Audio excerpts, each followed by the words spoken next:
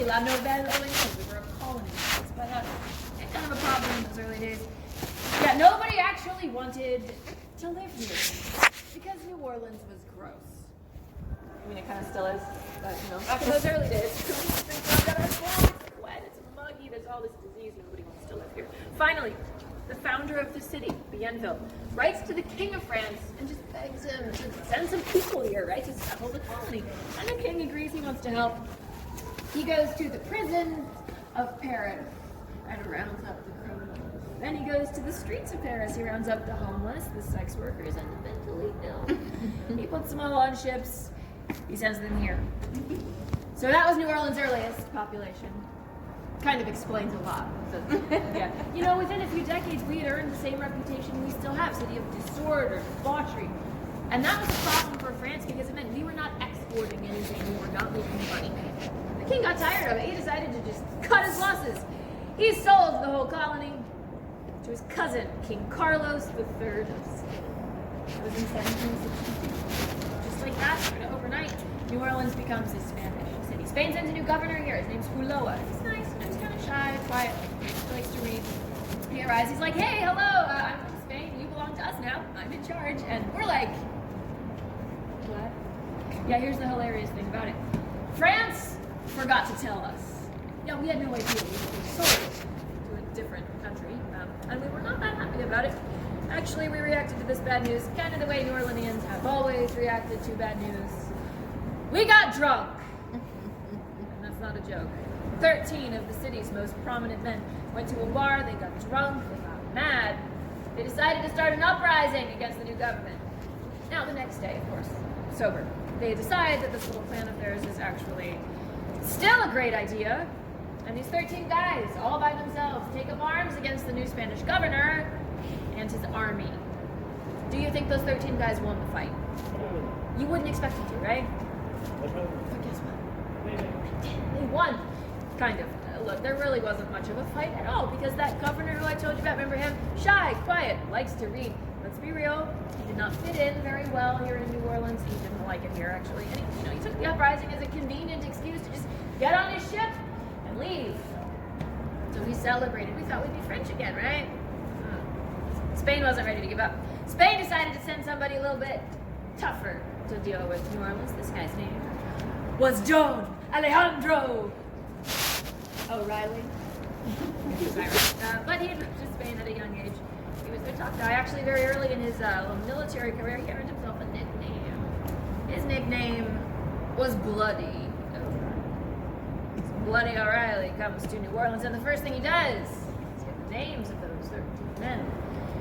And he invites them to dinner. And they're nice. And they accept his invitation. I couldn't tell you why. Well, actually, I can tell you why. New Orleanians do not ever turn down free food. They fell for it. They went to dinner with him.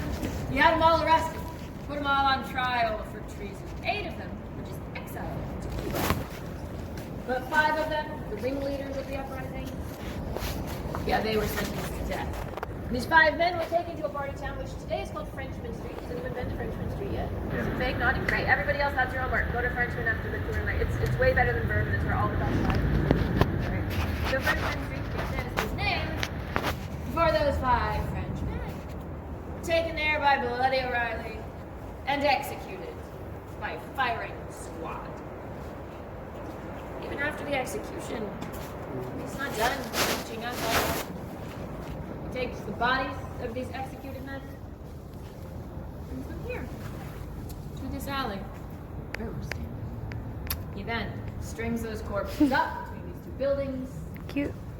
And he just leaves them hanging. And this is New Orleans we're talking about. New Orleans in the summer.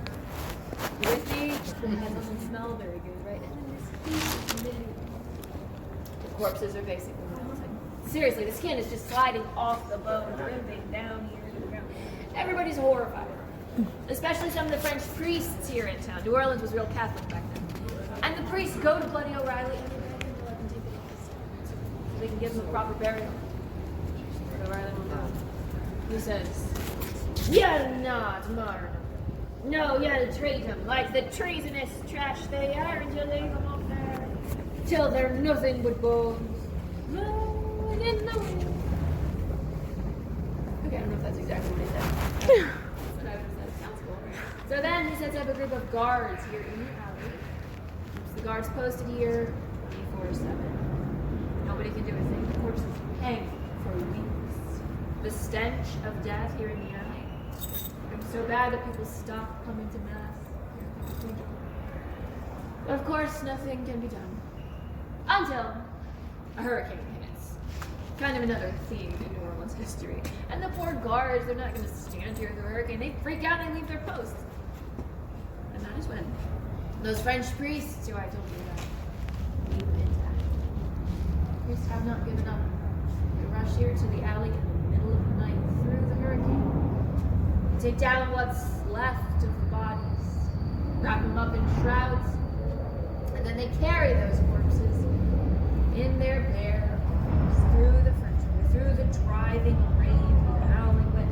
They take them to St. Peter's Cemetery. It's not there anymore, but it was our very first cemetery. It was here in the French River. Take some graves and bury them. They lay those men to rest as well as them. And as the story goes, as those priests are carrying all the bodies through the hurricane, the priests are all singing the Kyrie, which is a Catholic liturgy. I don't know if anybody here is Catholic, but if you're Catholic, you've heard it. It's a very nice song. It's very pretty. And that brings us to our first haunting of the evening. See, if you're here in this alley, late at night, when it's raining, you might hear something. And it's very faint, or it's very quiet. Actually, everybody who hears it says it's so quiet, so faint, you can't really tell if it's real or if it's just in your mind. It's the sound of voices singing the Kyrie. And if you don't know what that sounds like, here it is. Kyrie eleison.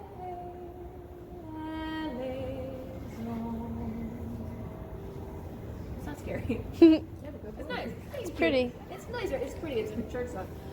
And I know it's simple, alright? It is probably the simplest haunting you've ever heard of. You're probably disappointed, but bear with me, alright? We have to start with that one. This is the very first one.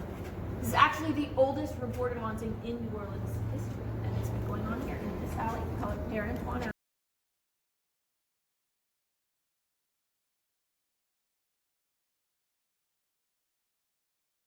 It's all spread out. The doctor's probably going to take one look at you and say, I am so sorry. Yeah, that arm's going to have to go. First thing he'll do is ask you a question. He'll ask if you want the mallet or the bottle.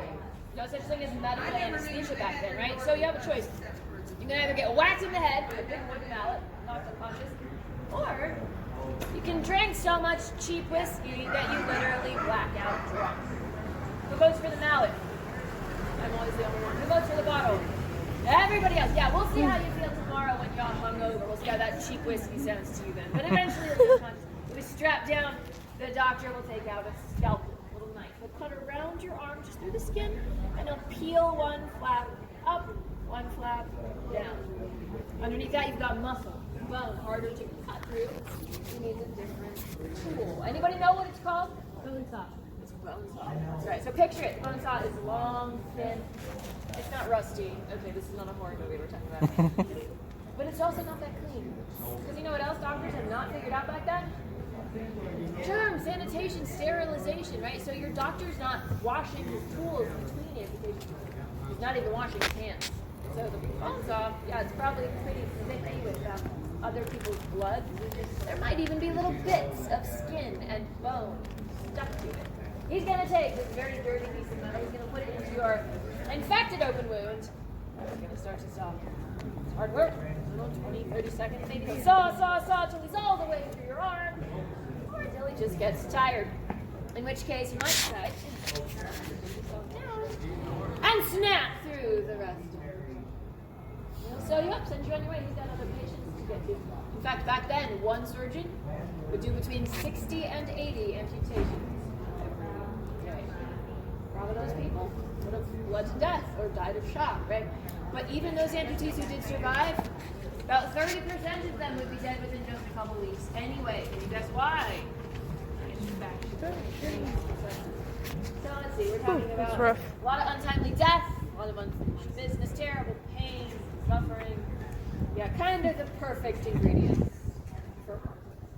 My favorite thing that happens here is this. You'll check in when you get here, right? You'll take your things up to your room, set them down. It's a lovely hotel. The rooms are very nice. But as you're looking around your nice, clean hotel room, you might suddenly notice on the bedspread a blood stain. Fresh, wet, red blood soaking through the sheets. But of course, if you turn away, right, to call the front desk or whatever, blood stain totally vanishes. The bed is absolutely clean again, and you have to sleep. Listen, guys, there's one thing that happened. That'd be crazy. I thought we were 8 or 9 years ago. fucked up an hour in. But I think makes for a particularly excellent ghost story. Would you all like to hear it? Yes, what else did you pay your $25 for? So as the story goes, there were 2 young college students, young men. They were visiting New Orleans during spring break. They were sick. And they're they go out, they have fun, they eat, they drink, they go bourbon. One night, they get tired pretty early, so they come back to the hotel, they go to their room, get into bed, go to sleep. Everything's fine. So, very early the next morning, one of these young men wakes up with sleep paralysis. Have any of you heard of sleep paralysis? Okay, I'm going to explain for anyone who doesn't know. This is a real thing. This really happens to people. There's a little part of our brains. We all have it. It actually paralyzes our bodies during REM sleep, right? So half the time we're asleep at night, we can't move. We don't know that because, when we wake up, normally it turns off, right? We can move again. But sometimes, for some people, something just goes wrong. If this happens to you, so if you have sleep paralysis, the best way to describe it is that your mind wakes up, but your body doesn't, right? So you're awake, you can usually open your eyes, you can see, you can hear, you're conscious, but you can't move your mouth, so you can't talk, and you can't move your body. You're paralyzed. Normally it wears off. It goes away after a couple minutes. But I think we'd all agree it does not sound that fun. Anybody ever had it before? Raise your hand. It's usually a few in every group. Did it happen to y'all when you were sleeping on your backs? Do you remember? Yes, no, maybe. Oh, you guys are nodding. That's pretty common. Did any of you see or hear anything weird when you had it? Would you like to share with the class? Nice and loud. Crazy people walking around the inside of my house and So you saw people in the house. People that did not belong in the house. All right. Anybody else? Anything weird? Yeah. What did you see? You saw a person. And it was not him. Woo, okay. Thanks for sharing. So here's the thing about sleep paralysis that makes it literally the worst thing ever. People who have it hallucinate. They see things. They'll see people in the room. I had one young lady, when she had sleep paralysis, she opened her eyes Was it the time and saw her own face looking down through. Yeah, like creepy woke up stuff. with the maid People hear standing over things you? too. A lot of people feel like they're well, that was after I went under anesthesia. Similar idea. A lot of people actually have a physical sensation. They feel like something, a person, a demon is like crouching over them, holding them down. It's all very common, all right? Couple different explanations. If you talk to like a spiritual advisor, a psychic, or whatever, he might tell you you're seeing something real. It exists. Maybe not in our reality. Maybe it's only in like the upside down or whatever, right? You watch Stranger Things. But you're seeing something that does have some real existence. If, however, you talk to a scientist, she'll probably tell you this is just your brain trying to scare you into it. There's a couple different explanations. Believe what you want. We'll see what you make of this story. It's early. Dark. One of these kids wakes up, lying on his back in bed, opens his eyes. Can't move. He has sleep paralysis, which he's never had before. But as he's lying there in bed, he notices something. He notices just out of the corner of his eye a tall, shadowy figure off to the side of the room. At first, he assumes it's his friend. He thinks his friend is like gotten up to go to the bathroom or something. Then he hears something. He hears actually very clearly from his friend's bed a snore. At which point he realizes two things, right? First of all, he realizes the figure in the corner is probably not his friend. And secondly, he realizes that the figure in the corner is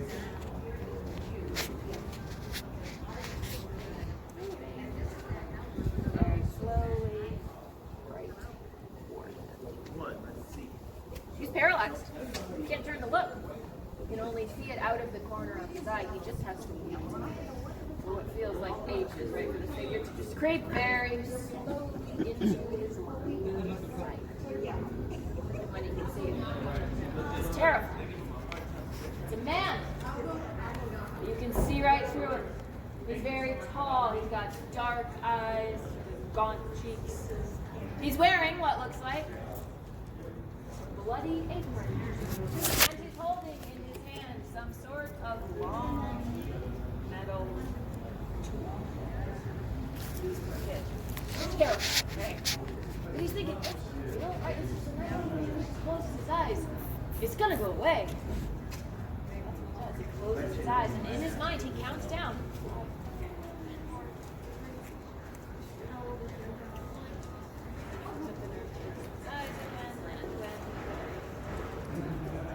It's standing at the foot of his bed, staring at him. Well, then it talks to him. And he says, anyway, you know, his voice is not too bright. It's actually pretty soft, comforting. Standing right there at the foot of his bed, whatever it is, looks behind and says, I'm so sorry, son, but I'm afraid that leg is going to have to come off. He gets to lift the long metal tool. What do y'all think that was? What's that ghostly bone up in the dim light? And then, very slowly, it actually begins to reach the saw out over his leg. He can't scream. He can't move. He's so paralyzed. All he can do is watch as the saw gets closer.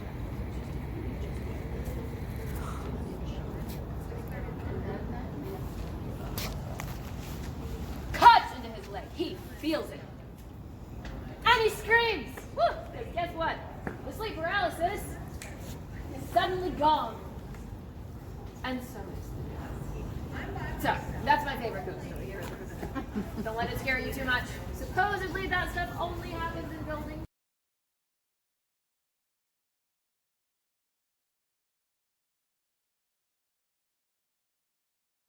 She married very wealthy too. She actually married 3 times. Her first 2 husbands both died. She was then single for a while. Then a little later in life, she married for a 3rd time. She married a young man named Louis Lalaurie. He was a doctor. All right, he had just come here from France as an orthopedic surgeon, so he was all about like spine, basically. He gets to town and look, he's not particularly rich, he's not particularly successful, but he's young and he's cute, and she likes him. She's older. She's in her late 40s by now. He's in his early 20s. She's still very beautiful, though, kind of a cougar, if you will. So she snatches him up. Get it, girl. They get married. They move into this big old house in 1831. And as you can tell, kind of just by looking at it, yeah, the Lalauries were loaded. They were very, very wealthy. They were very powerful here. But pretty early in their time here, some rumors started to circulate. Rumors that the enslaved people in this house were being abused. Now look, I'm just gonna go out on a limb and say, enslaving people in the first place is already pretty darn abusive. Of course, this is New Orleans, it's the South, it's prior to the Civil War. Slavery is legal. The rumors begin because of one particular incident. Right? As the story goes, Delphine Lalaurie is upstairs somewhere in her dressing room, getting ready for a party. With her, she has a little girl, an enslaved child, just 8 years old, named Leah. So Leah's, you know how Mary gets dressed, she's brushing Madame's hair. But apparently, as she's brushing Madame's hair, she comes across a little tangle. And rather than gently combing through the tangle, she just rips through it. And this little mistake, of course, sends Madame into a rage. She starts screaming at Leah, swearing at her. She grabs her bullwhip off of her vanity. I don't know about you guys, that's where I keep my bullwhip, right there on my dresser. Okay, whatever you're into, I guess. And then she starts lashing out full force with a bullwhip at an 8-year-old.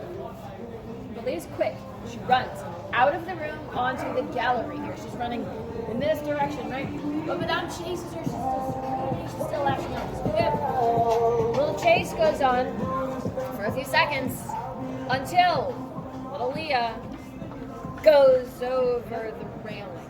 She falls down here into the courtyard, lands with a crack, breaks her neck, dies.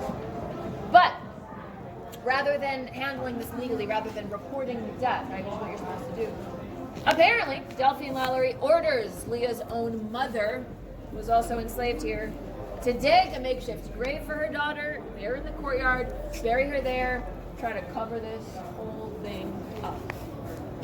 Somebody sees. Probably this person. Oh, it's that they just watered their plants. So if it's dripping, take a couple steps back so you don't get something. Don't worry, it's not blood or anything like that. So somebody sees, so probably this person here, and they actually tattle. They tell the police, right?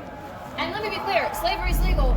There's rules, right? There's laws. You can't kill enslaved people, certainly not little children. So, there's consequences, right? The city comes along and they confiscate 9 of the other people who are enslaved here. What do? Put them up for auction. But Delphine Lalaurie is one step ahead of the game. She gets together her friends and family members, she loads them up with cash, she sends them to that auction To give them all back. they bid on those human lives, and a bunch of those people are brought right back. Over the course of the next 3 years, so from 1831 to 1834, 12 more enslaved people here die mysteriously, right? But Delphine has figured it out. She's figured out that if she reports the deaths, she can more or less get away with it. So those deaths are recorded in the city register at St. Louis Cathedral. You can go look them up. But if you do look them up, what you'll notice is that these 12 deaths, I mean, these people are all young. Women, children. In almost every case, no cause of death is even listed. It just doesn't make sense for 12 people to be dying in one little household like this. So people start to figure it out. I mean, people aren't dumb, right? They start to realize that something kind of weird is going on. But of course, does anybody actually say anything? Confront the Lalauries? Oh, of course not. Because they're the richest people in town. Until something happens. On April 10th, 1834, fire breaks out here at the mansion. But listen, the fire's not in the main house, the fire's in the service wing. So you'll notice the main house is 3 stories over here. Then behind that there's a courtyard. And then closer to us, do you see this little 2-story structure? That is still part of the house. Obviously today it's a garage, it's a guest room, but back in the day that was the service wing. That was behind the house, that was a kitchen where the garage now is, with slave quarters up above. So there's a little fire that has started, which was not uncommon. Stoves were awful back then, they often caught fire. But of course, I mean, it's still a fire, and people are starting to gather from around the neighborhood and come see what's going on. The Lalauries, of course, are panicking because they're afraid the fire's going to spread. They're actually asking for people's help to move their furniture out here to the street, just in case the fire gets bigger, right? So people are doing that and bringing all the armoires out here. And then, a guy in the crowd, his name is Jacques Canonge. He starts to think, okay, so the fire's in the service wing, right? Those are slave quarters. There are no enslaved people safely out here on the street, which means there are probably people trapped in there. He's concerned, so he goes to Louis Lalaurie and he suggests that maybe they get a few guys together. He volunteers. He says, let's go in. Let's see if anybody's trapped. Let's see if anyone needs help. I mean, shouldn't we be a little more concerned about the people in your house rather than the furniture? And here's what Louis Lalaurie says. Supposedly, this was quoted in the newspaper the next day. He says, there are those who would be better employed if they would attend to their own affairs rather than officiously intermeddling with the concerns of other people. So basically, he's like, Jacques, mind your own damn business, right? And Jacques' like, okay, sure. But Jacques does not do that. I love Jacques. Jacques actually starts talking to a bunch of guys in the crowd secretly. And he does get together a group of men who agree to go in as volunteers against the Lalauries' wishes. Again, to see if anybody needs help. So they begin by going into the kitchen. In that kitchen, they find something very upsetting. They find an 85-year-old woman who's been enslaved and who's been chained to the stove. She's in terrible shape. She's badly burned, or she's really sick. She's still alive, but she has just about lost her mind from being chained. It's clear she's been chained to the stove for months, maybe years, doing the family. Well, they're horrified, right? They try to talk to her, but like I said, she's not in good shape. It's hard for her to communicate. She really only tells them one thing. They learn that this elderly woman set a fire herself. Because she says, earlier in the day, she had angered Madame. She said she would rather die by fire than be taken upstairs. They asked her, So they decide to investigate. They go upstairs. You can see where they went. It's just this little second floor right here above where the kitchen is. They're expecting to find slave quarters. They find instead is a small dim room. What they're met with in that small dim room is a stench of rotting flesh. They start to light their lanterns. They start to look around. And they realize that what they found right there, right above the kitchen, can really only be described as a torture chamber, full of the mutilated and mangled bodies of 7 to 8 people. Many are still alive, but some are dead. They're all African Americans. Many of them are hung from the ceiling with these iron chains, and many of them have been put into collars, iron collars. Well, I mean, what can these guys do but start to go to them, right? Start to see what's right for them. Oh. Supposedly the first person they go to is the owner. When they get to her, they realize her legs and her arms have been sewn shut. And one long strip of skin still all the way up. See all the injuries together make this poor young woman look like a human caterpillar. Next person they go to is a man, a middle-aged man. It looks like he's wiggling his nose. But as they get closer in that dim light, they realize he doesn't have a nose. His nose has been cut off. And that movement that they're seeing, yeah, that's the wriggling of the maggots that have infested his body. He has died because he has had a hole drilled in his skull. And a stick poking out of the hole, which it seems has been used. Let's pause for a second. So, over the years, some people have said, well, Louis Lalaurie, the husband, right, he was a doctor. You know, maybe he was some kind of sick, misguided medical experiment. Right? Oh, he was in his spines. He was all about spines. Yeah, the people hanging from the ceiling. Well, he was just trying to straighten their spines, right? Did you guys buy that? No, wait. Nobody does today.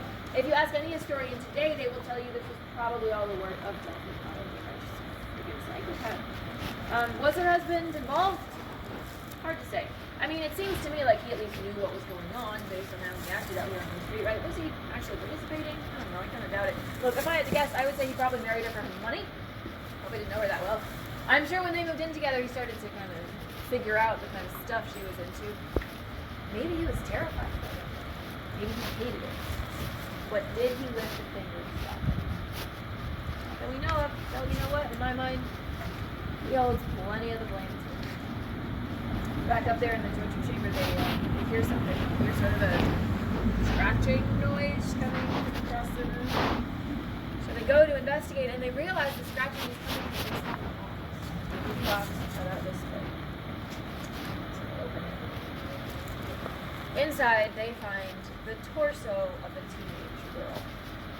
Her legs and arms are still attached to her body, but every bone in her legs and arms has been shattered. And then the broken limbs have all been shoved into the little box and left to stuff like that. And she is alive. They take her out of the box. They find she can only move by crawling across the floor like a crab. Again, well, there are several other victims up there. Luckily, we don't have time to talk about all of them. Gather from your faces, and we get the picture, right? They can't really do much except get these people out. So they do. They bring them down to the street, where a big old crowd is still gathered. Now look, by now they've put out the fire, but people are still later, and there's all this furniture out here, people are. And all of a sudden, all these mutilated people are just brought right. It does not take people long to figure it out, right? They've all heard the rumors. They know something is not right in that house. But up till now, well, you just turn a blind eye. Not when it's right in front of their faces. And so, this crowd out here on the street becomes an angry mob. Words spread, the mob is getting bigger. They're surrounding the house. But the Lalauries have locked themselves inside and they're not coming out. People are furious. People are screaming for justice, throwing rocks, they're like smashing up all the furniture out of it, which I love. But nothing happens. An hour passes. 2 hours. To 3 hours, the police still have not arrived. The crowd's about ready to tear the house to the ground with their bare hands. Done. All of a sudden. These carriage doors here burst open, and out comes a horse-drawn carriage. It contains Delphine and Louis Lalaurie, 2 of her teenage daughters from a prior marriage, and her and Louis' 7-year-old son. Yeah, they have kids. And they're going that way, top speed, towards Lake Pontchartrain. The crowd goes after them, right? The crowd can't keep up. It's fast. So the Lowrys get away. They get to the lake. They get on a boat. Turns out later they just went directly across the lake to a little town called Mandeville. They were there for a short time. Then they went to Biloxi, Mississippi. From there they traveled to New York and got on a ship to France. Back to Paris, right where Louis' family was. Now when they got there, he dumped her ass. They got divorced. Finally, finally voted back over there. He moved to Cuba. She stayed in Paris for the rest of her life with her 2 adult daughters. She was never married. And apparently she spent the rest of her years complaining about all that nasty business in New Orleans had ruined her reputation. She died in 1849 of natural causes. There's a rumor that her remains were actually brought back here to New Orleans and interred in a family tomb somewhere in St. Louis Cemetery No. 1. It's possible. Unfortunately, the records from those years have been lost, though, so... I mean, really, the point is she was never put on trial, and she was never brought to justice. So, I know it's not the only thing. Prior to the Civil War, New Orleans was the largest slave port in the country. Which means at any given time, there were thousands of enslaved people here. Obviously, they were being abused. It's slavery, but in many cases, they were being treated just like this. Animals, objects right here. They were being tortured, they were being experimented on, they were being killed. And here's the thing about it that I hate to say, unfortunately it's true though. A lot of this abuse against enslaved people was being done by women, by white female slave owners. Why? Well, think about it. What do you think their husbands were doing to the enslaved women? The wives were jealous, right? They had no power, they had no control. What did they do? They took out their anger on those very same women who were already being abused from an entirely different angle, right? He told me, The women, their children, actually Delphine Lowry's cousin, Celeste McCarty, she was accused of the exact same thing, abusing her slaves, right? But the difference was she did not face any public scrutiny at all. So the fact that Delphine complained about how it ruined her reputation absolutely makes sense, because it did not ruin anyone. So, for that reason, I think it's actually pretty important that we tell this story, that we deal with these facts in our history, that we acknowledge the historical context of it, right, that behavior underlying thing. I also think it's important that we tell this story in the right way. Okay, there's a lot of tour guides out there who embellish it, they play up the show, they try to gag, they try to make it super gross and bloody. I don't think this story needs any embellishment, right, and I don't think we need to turn it into entertainment. What I would hope is that we can actually use the story as kind of a way to start thinking about and confronting some really unpleasant parts of our city's past, which get glossed over most of the time. Slavery. This would not have happened in the past. So do me a favor when you go home, if you tell this story or learn more about it, just do that in a sensitive way. Right? I think that's kind of the least we can do for the memories of the what's your name? Delphine Lalaurie. Yes, Delphine Lalaurie. And I'll spell it for you later. So I'm sure you're wondering, is it haunted, right? We even have to ask. Yeah, no, it's haunted. It is one of the most haunted mansions in the country. It's been a lot of different things, a bar, a furniture store. It's even been, wait for it, a boarding school for little girls. Yeah, don't know exactly what that is. But of course, anytime it's been anything, people have reported hauntings. If you spend the night here, you'll hear chains being dragged through the halls, right? The sound of screams, moans. You'll feel hands pushing you when you're on the stairs, right? It's your garden variety hauntings, right? Nothing too unusual. Here's a fun one, though. Back in the 70s, when it was a furniture store, I guess the owner came in bright and early in the morning and found all of his merchandise covered in what looked like feces and blood. It had all disappeared by the time the police got there, but then that happened again the next morning. Happened again the morning after that, and the morning after that, I'm pretty sure he just decided to relocate his furniture store. And here's the saddest haunting I've heard of here. Back when it was a girls' school in the late 1800s, the little girls who boarded here would often hear footsteps, little footsteps, running here on the gallery outside the windows. You all guess what that was, right? Little Leah. Yeah, I think those little girls were somehow psychically turned into little Leah in the fall. Now, I'm sure you also want to know, what is it today, right? Well, believe it or not, today the Lalaurie Mansion is a private home.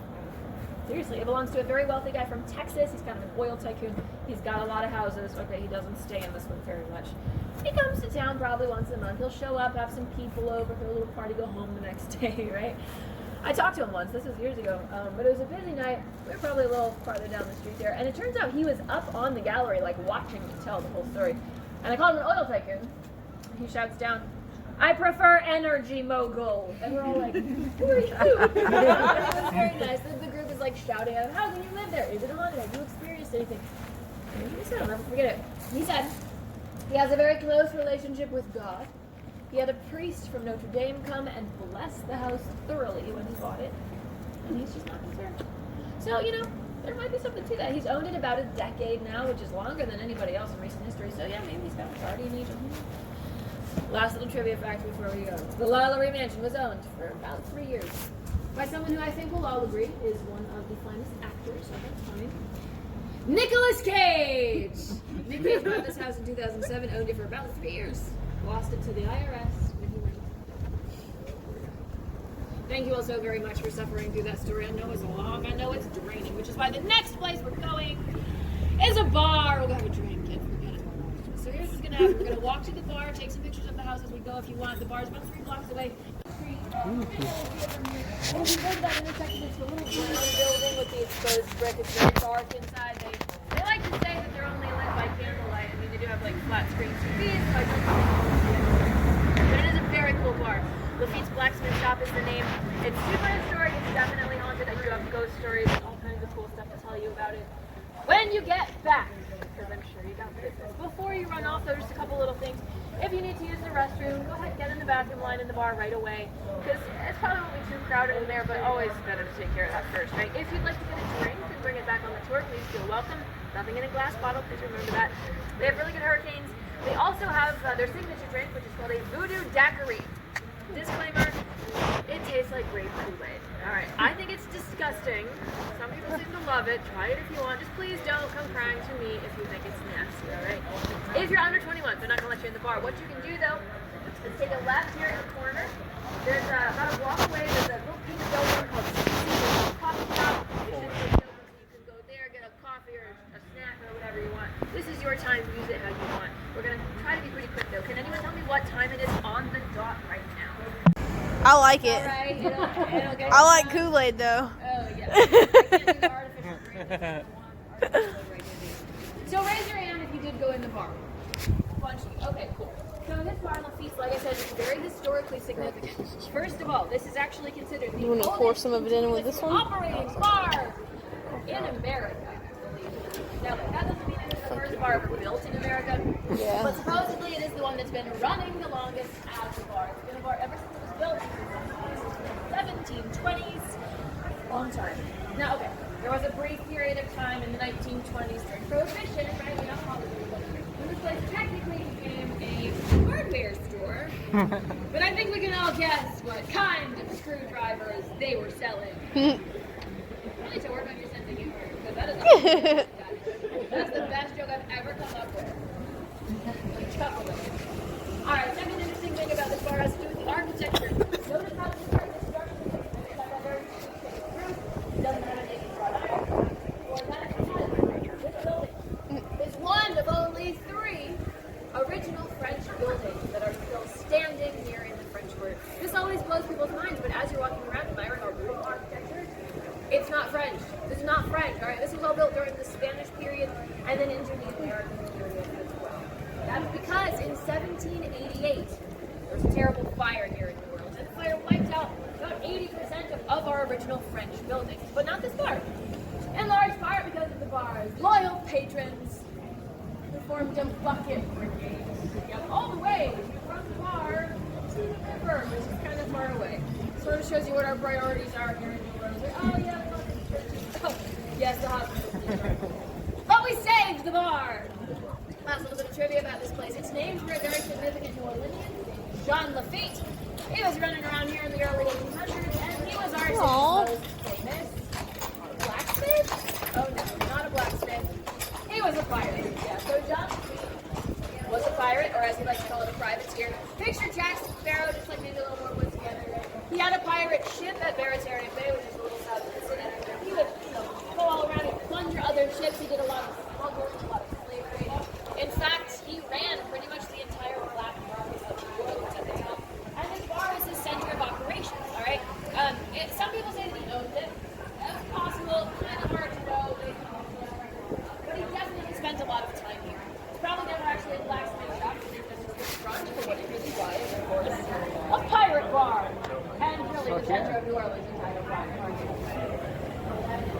Now listen, I would be remiss if we left without hearing at least one ghost story about this. Are you guys ready for another one? I think you'll like this one. So, as the story goes, back when Jean Lafitte was running things here in town in the early 1800s, there was a young man, just a kid, I don't know, maybe 15, 16 years old. He didn't have a lot of prospects in life, though, and so he decided, as teenagers sometimes do, that he wanted to become a pirate. But he didn't know how. He didn't actually know any pirates, wasn't totally sure how to like break into this field or whatever. So he decides to become a different kind of criminal first. He becomes a burglar. He starts breaking into houses and stealing things, money, jewelry, trinkets. He's pretty good at it, never gets caught. And after just a couple weeks, he has a very large collection of stolen jewelry.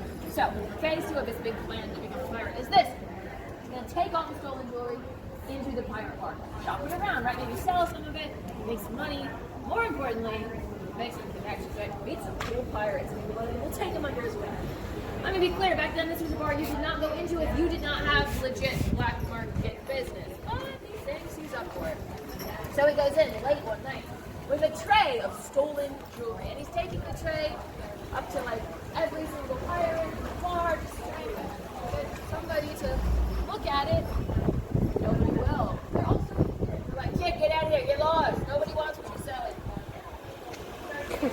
Jimmy's about to leave. Run over. When he notices, over in the darkest corner of the bar, there is a very handsome, well-dressed pirate who happens to be staring right at him. They make eye contact with the pirate. He starts to beckon him over. He's a little nervous, right, because that's insanely creepy. But, you know, he's excited too. Finally, someone is paying attention to him. So he decides to go for it. He takes over the tray of jewelry, he sets it down in front of the pirate, and without a word, the pirate starts just looking through all this stuff, right? He's looking at rings, necklaces, doesn't really see any of it. Until he picks up a brooch. Big cameo brooch. Do you guys know what a cameo is? It's like this, basically, right? Except it's a living person. It's the silhouette of a woman.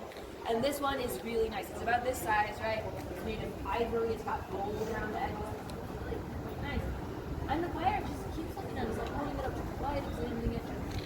And the kid thinks, this is it, right? I mean, this is his big break. He's going to sell this brooch, make some money. He and the pirate are going to become friends. So he starts talking. He's like, oh, sir, I see you found that brooch. It's wow, that thing's beautiful. You know, you really have excellent taste. And sir, you know, I just wanted to mention that brooch that you're holding there. Yeah, that thing is worth a lot of money. Oh, finally, the pirate speaks. Brooch. The kid, he says, yes, it is nice. Beautiful. In fact, you're right, son. I do have excellent taste. And in fact, young man, you're correct. This brooch that I'm holding it is worth quite a lot of money. In fact, I happen to know exactly how much it's worth because I bought it for my sister-in-law, Abigail. Oh, fuck. There, Gray comes back and says, with love from your brother, Jean. The kid says something along the lines of, oh shit. The pirate is clearly Jean. Still says, oh shit's right. Then takes the kid by the collar. He takes out his dagger and he starts stabbing this young man over and over and over and over again in the guts before dropping him to bleed to death on the floor of the bar. All the other pirates in there look over, go about their business. The pirate bar, these things to happen. And for the rest of the night, everybody in there is just stepping over the bloody corpse of this poor kid. And he lies here dead on the floor. Till the end of the night, wee hours of the morning, really, when everybody's gone home except for one pirate. And the one pirate is still in there. He's a little older. And maybe the years have made him just a little nicer to us because finally this little pirate is decent enough to scoop up this young man's body and toss him out into the alley behind the bar. And they say, of course, that if you're in Lafitte's late at night, if you're in the darkest corner, by where the piano is, you might see a young man. He's always wearing sort of old-fashioned tunic. He's always bent over, clutching his guts, groaning. Here's the thing. That's Bourbon Street, right? This is actually the last bar on Bourbon Street. sight of a young man in there late at night, bent over, clutching his guts. Not that uncommon. Alright. You're not gonna notice him. But if you do, maybe you're nice. Maybe you wanna, make sure he's okay. Offer to call him an Uber. Right? But of course, as soon as you reach out to him, either he vanishes completely, or your hand goes right. So that's looking. Come back another night if you get a chance. If you're under 21, come back when you're old enough to drink. All right. I guarantee this bar will still be here. So go touch every man that's been to you. Yes. All right, everybody. We gotta get moving.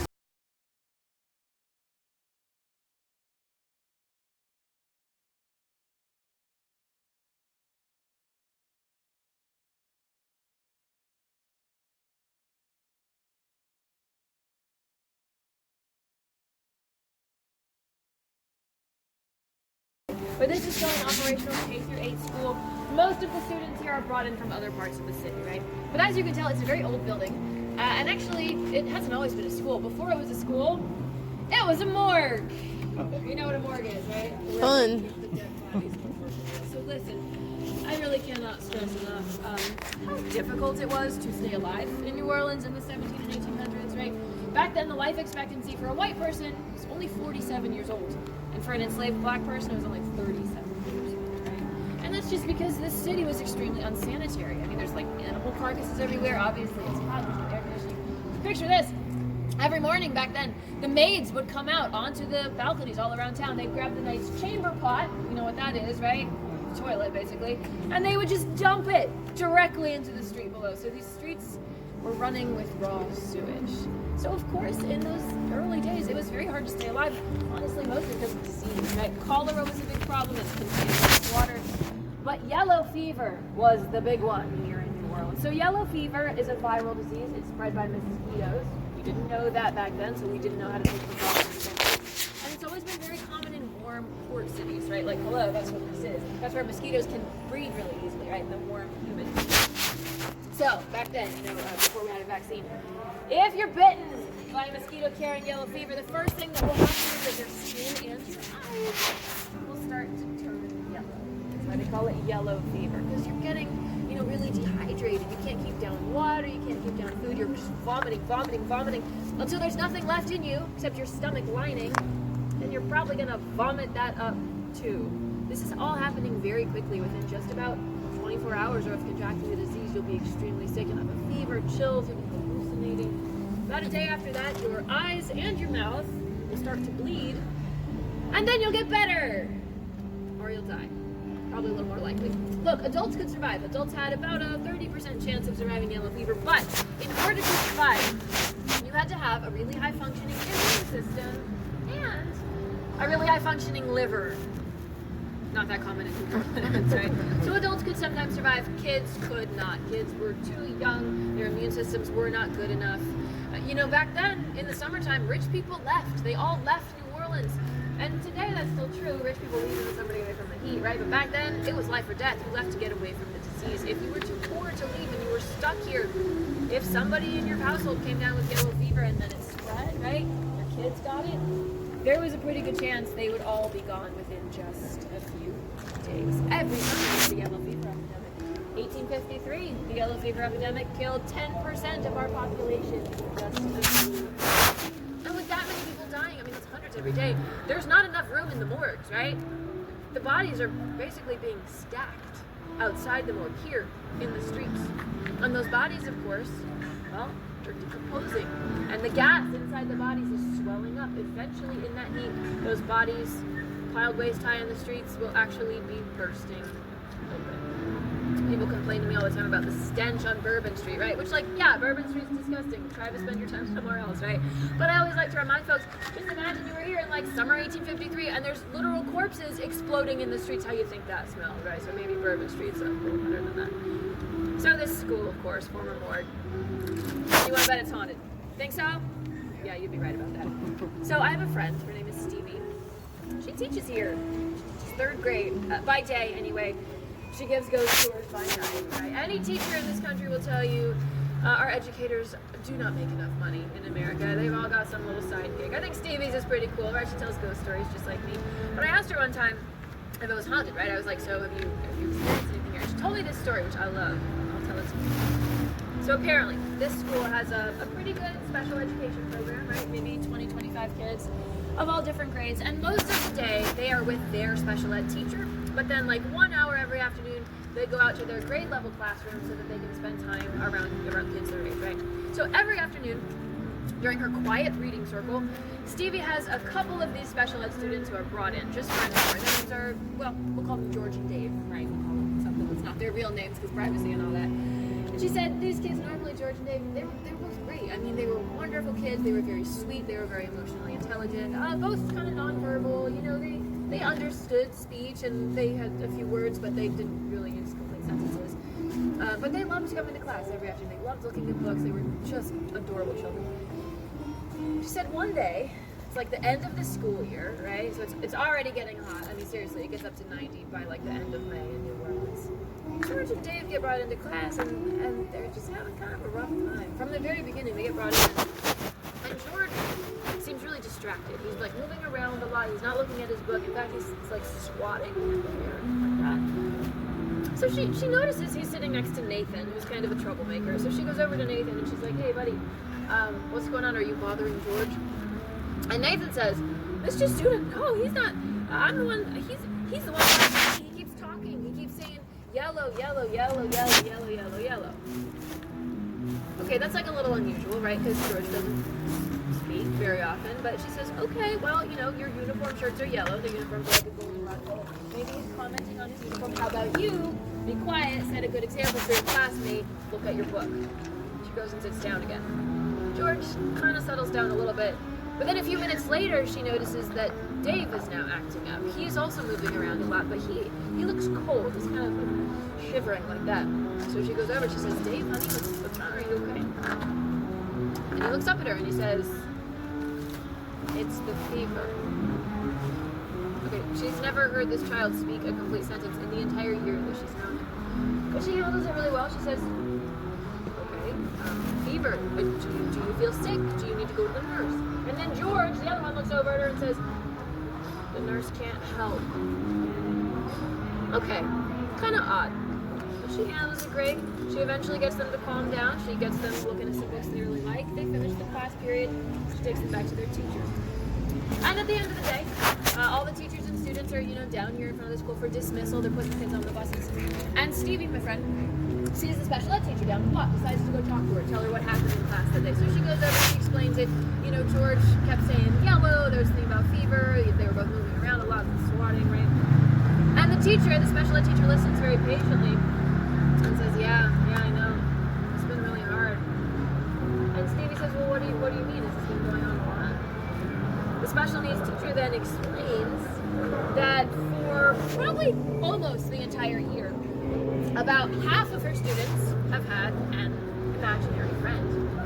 And the imaginary friends all have these sort of funny names like Gertrude and Jacques and Geraldine, right? And it's been a very good thing for the class because they'll like draw pictures of their little imaginary friends and they'll like play with in the recess and talk about them in class. It's been like a really nice bonding thing for the class. She said this week, right? It's the end of the school year. It's been really hard because of those, like, I don't know, 12 or 15 imaginary friends, about 9 of them now have died of yellow fever. Stevie always said there was sort of an understanding among the teachers that you didn't stay here in the building, like, after school. As soon as it got dark, you went home, you, like, did your grading elsewhere, and I totally do not blame them. I feel so bad for them. Before we go, here's sort of a fun fact. This school actually has a couple notable alumni. Lee Harvey Oswald went to this elementary school, and so did Richard Simmons. Yeah, we always say in New Orleans, we hope that Richard Simmons never dies, because we really don't want him haunting us. All right, guys, one more stop. You're going to stick with me until the very end.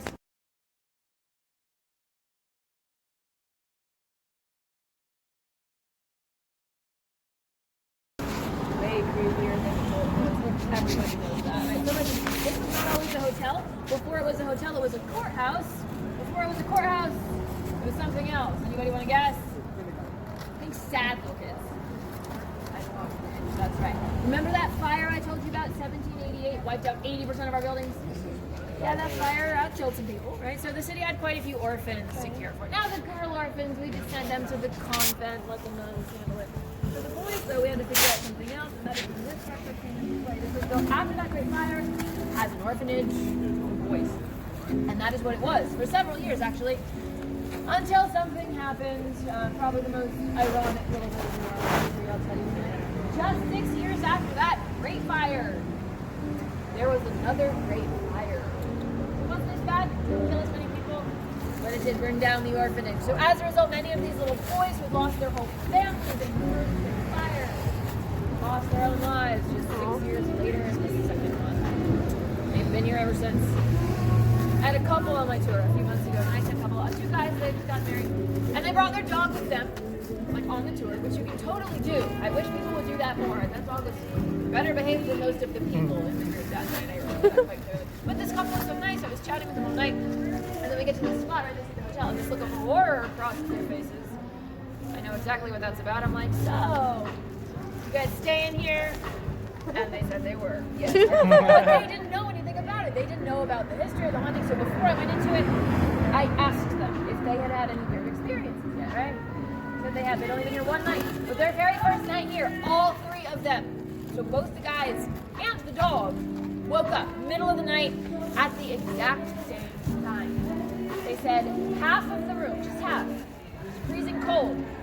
And the dog was sitting in the cold half of the room, staring at the corner and wagging his tail like he wanted to play.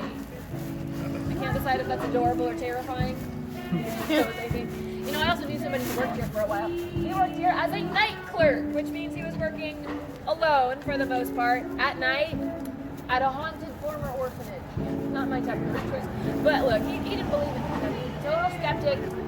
At least when he took the job, I think he changed his mind pretty quickly. And he was not a close friend like Stevie. You know, he was just an acquaintance. But he'd always tell stories in bars, right? He said, oftentimes he'd be sitting here alone at the desk late at night, and all the lights in the lobby started to flicker. And he said the flickering lights would always be followed by something creepy happening. Always involving kids. Sound of little footsteps running back and forth through the halls. Sound of nursery rhymes being sung. Yeah, that's not creepy at all. He said sometimes they'd get worked up. They'd run around, they'd bang on doors, and they would giggle. And then whenever that would happen, he'd get calls from people in the hotel, one or two people calling up the front desk. They're like, hi, it's 2 a.m. Kids running around. Where are their kids? Can you just make sure they go back to their room so we can sleep? And it was his job to explain to these poor people there were no children staying in the hotel. But he didn't quit. I think I would have. I think he worked here like 2 or 3 years. And you know what he said? He said he got used to it. Seriously, it happened a lot. It was never anything like that terrifying. So it got to the point, honestly, it didn't really bother him anymore. Until something happened. Probably the funniest ghost story I'm going to tell you tonight. He said one time he was here alone at the desk on the night shift, but he had just covered for somebody. So he had just worked the day shift too. He's been in here like 13 hours. Have any of you ever worked double before? You're not in a great mood, right? He's just trying to get shift. He's passing the time sitting in the lobby there by watching TV. There's like a little TV in the lobby. He's watching the news, catching up on CNN. And all the lights. You know something weird's about to happen. Sure enough, 2 seconds later, the channel on the television suddenly changed all by itself. From CNN to Cartoon Network. It's back on CNN. A few seconds later, Cartoon Network comes back on. CNN. Cartoon Network. CNN. Cartoon Network. CNN. Cartoon Network. CNN. Yeah, he gets in a channel fight with the ghosts of these orphans from the 70s. I would have been watching Cartoon And you know what Network. he said? He said he wasn't scared. Wasn't freaked out. He was pissed. And he said he wasn't totally sure why he did what he did next, but the urge just came over him. And he stood up and he said, "Boys, enough. Go to bed." He said it worked. Seriously, no more flickering lights the rest of the night. No more channel changing. Everything was peaceful and quiet. I love that story. That's what that story tells me, is that these little ghosts, right, they're not evil, they don't want to hurt you. They're kids, right? I mean, they are boys. They've been in here for hundreds of years. They are bored to death. But The last one, but thank you for laughing. It wasn't that good, but thank you for Well, listen, guys, we're going to finish up our tour with one more story about these kids. A little bit creepier, this one. First of all, I have to make sure, do all of you understand the basic concept of a film camera? I'm looking at you young people. Yes, no, kind of? Okay. So obviously, before we had iPhones, right, before we had digital cameras, you could not see the picture you had just taken. It got recorded onto your film, inside your camera. To see your photos, you had to take the film out and, like, go get it done, right? We're on board with this? So, as the story goes, back in the late 1980s, there was a middle-aged couple visiting New Orleans, and they were staying right here at the Andrew Jackson Hotel. And their first few days, they go out, they do everything. They go to Preservation Hall, they go on the riverboat, they go to Frenchman Street. The husband has a pretty nice film camera, and he is just taking snapshots wherever they go.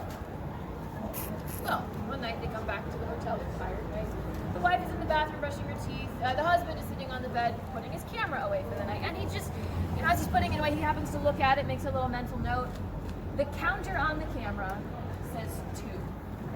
You know what that means, right? He can take 2 more pictures on that roll of film, then he's gonna have to change the film the next day, right? So they go to bed. They wake up the next morning. And they decide to go on a swamp tour. Have any of you been on a swamp tour yet? Did you see an alligator? Kind of the point, right? Spoiler alert, you'll see a bunch, right? So there they are. They're on an airboat in the swamp, and an alligator starts to swim up to the big boat. Like 12 feet long. That's huge for a Louisiana. And the husband, super excited, gotta get a picture, right? So he whips out his camera, he focuses, he goes to take a shot. And it doesn't work. He looks at it and he notices that the counter now says, he's confused, right? He's like muttering to his wife, I was sure I had 2 shots left on this thing. I haven't taken any pictures yet today, and it says I'm all out of film. It's just the oddest thing. What's going on? And his wife, of course, is like, babe, please, for once, why don't you just put the camera down? And just live in the moment and look at the alligator. I don't know why I give them different accents. They love each other. I love the sound of my uncle. He does what she says. He rewinds the film. He puts a new roll in, takes his pictures. They finish their swamp tour. They finish their vacation. They go home. Of course, the mystery of the 2 missing photos on that roll of film is not solved until they get their film developed. You guys remember doing that? You gotta like take it to the drugstore, come back hours later and get it. And they're so excited to finally see their vacation pictures. They're sitting around the table, looking at all these nice snapshots. Oh, honey, the riverboat, that was so romantic. Okay. Is that me on Bourbon Street? It's all good. Until they get to the last couple of pictures, and the last couple of pictures are pretty dark, pretty rainy. I mean, it's actually really hard to tell exactly what's going on in these last pictures. But when they look very closely, they realize these pictures are of them asleep in their bed at the Andrew Jackson Hotel. When they look very closely, they realize the photos must have been taken just a few feet away from the bed. Very close, right? But not a few feet away from the side. A few feet away from above. Which means, of course, whoever took these pictures of them in bed asleep either would have had to be just standing in the bed with them or just hovering a few feet above. So, you guys have learned a very important tip. If you ever come back to New Orleans, want to stay at a little boutique hotel, just make sure you wear your pajamas.